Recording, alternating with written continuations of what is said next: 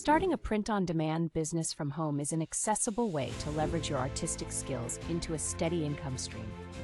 First, select a niche that aligns with your interests or areas where there is high consumer demand, such as pop culture, pets, or inspirational quotes.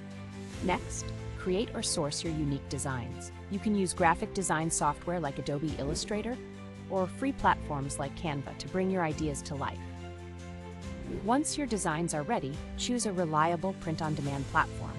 Options like Printful, Teespring, or Redbubble offer user-friendly interfaces and integrate directly with e-commerce sites like Shopify or Etsy, simplifying the process of setting up your online store.